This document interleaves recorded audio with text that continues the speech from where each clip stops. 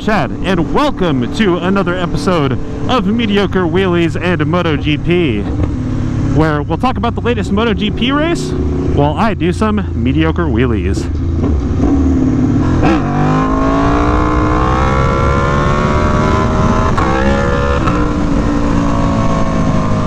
All mediocre wheelies, of course, are performed in virtual reality, my proprietary motorcycling computer simulation, able to render video footage of what it would be like to do the things that you would do on this motorcycle in the real world without actually doing them.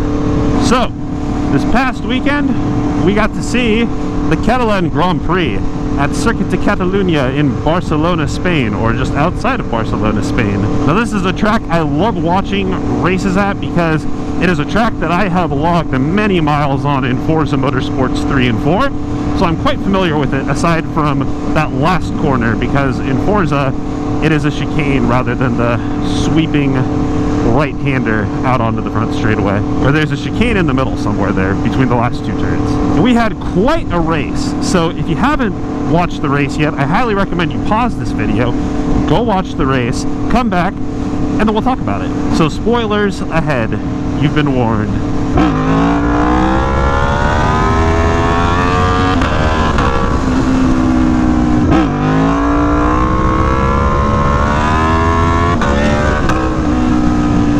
Now that you watched the race, let's go over the results. Podium, Fabio Quartararo took the win in impressive form. He was first turn one, overtook Aleix, and just ran away with it.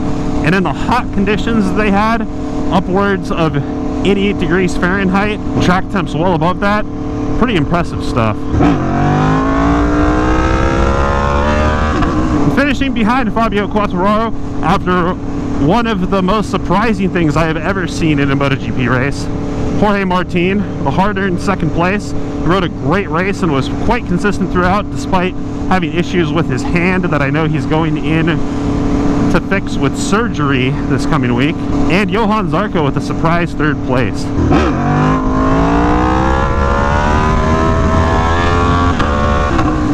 And then we had Joan Mir in fourth, who definitely deserves an honorable mention as he stormed from 17th to 4th during the race. Incredible stuff from him.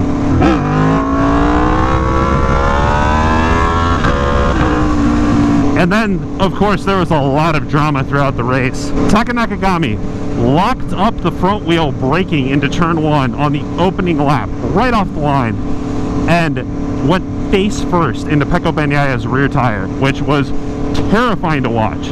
Then his bike went and hit Alex Rins, lobbed him up in the air, and I understand he broke his wrist, so that's a bummer for him. No fault of his own there. And then, of course, Pecco was wiped out as well and remounted, but ended up retiring. So it sounds like on the whole, Nakagami's okay, and, you know, everybody is going to be all right. Super, super bummed for Rins.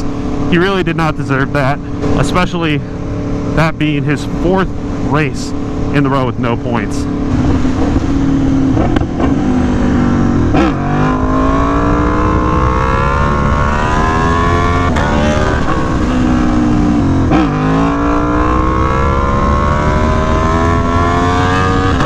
And then we had Bastianini wipe the front out about halfway through the race going into turn 5, I believe, while Maverick Vinales was giving him chase. Bastianini in 7th, Maverick in 8th, so pretty surprising from Bastianini. He has not been having a good run as of late.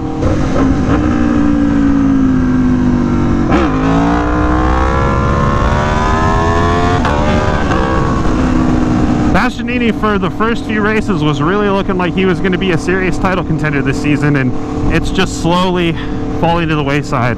Didn't really look like he knew why he crashed too once he got into his garage and was talking with his crew chief and team. He was caught pretty off guard by that, it seemed, so that's a real shame. But Maverick Vinales finished in 7th, so he's making some progress. He was looking much more consistent this race than he has in a long time. Didn't get the best start, but at the same time didn't fall back too far.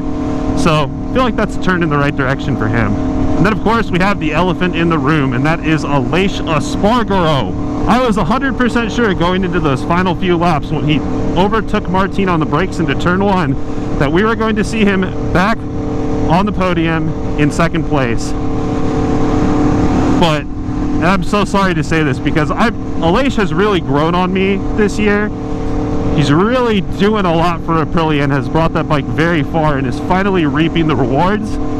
But man, he thought the race was over when he got the white flag, or when he crossed the line to start the last lap and just started celebrating. That shocked me to my core. But at the same time, being an amateur motorcycle racer myself, I totally get it. It's very difficult to be in the zone and still think about which lap you're on.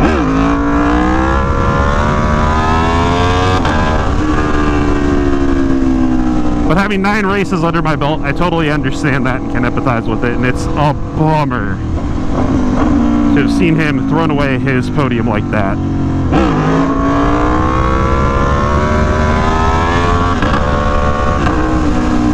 Broke my heart to watch. He absolutely had that second place in the bag too, so just pretty defeating. But at the end of the day, he's human.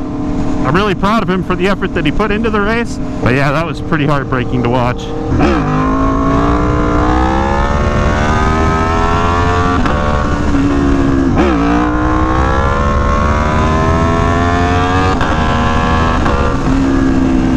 So, what does this mean for the championship? Fabio Quartararo has a very strong grip on it at this point in the season. And while Aleix gave up a lot of points with that mistake, I wouldn't say he's out of it yet. I think he's going to redeem himself at the next round. You know, this is a new situation for him. He's been racing in MotoGP for years, much longer than Fabio Quartararo has.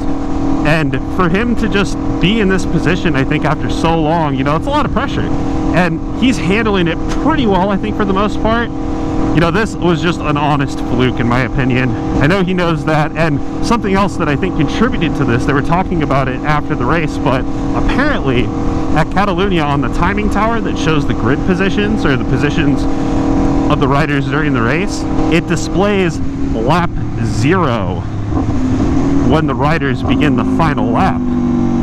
So despite this being Aleix's home Grand Prix, and I think his home circuit as well, I think that might have played into it. He might have seen lap 0 and been like, oh, race over. I did it. Second place.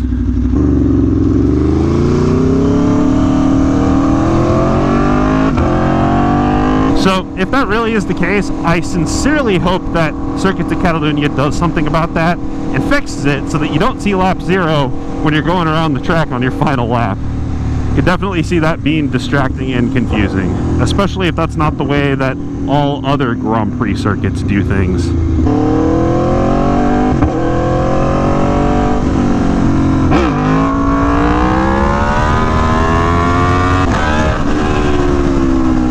My boy Jack Miller, unfortunately, did not finish so hot. I believe he was down at 11th place, and I know there's a lot of rumors circulating right now that he is linked with KTM for next season to replace Miguel Oliveira. So we'll be interesting to see how that unfolds over the next couple weeks and what new news there is, as well as what the rest of the riders shake up this season. A lot of guys out there who, unfortunately, are not safe in their seats for this time. But anywho, what did you think of the race? Are you happy that Fabio Quartararo has further cemented his grasp on the championship? Or are you a little sad like me that Aleix lost out on some serious points there? So let me know down in the comments below.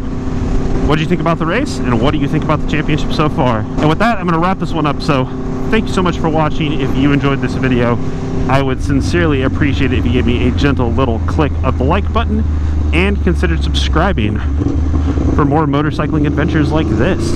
I'll be back out on track soon on my Triumph Daytona 675R, and we'll be going to Laguna Seca in racing at the end of this month. So definitely stay tuned for that, and I'll hope to catch you in the next one. Until then, later.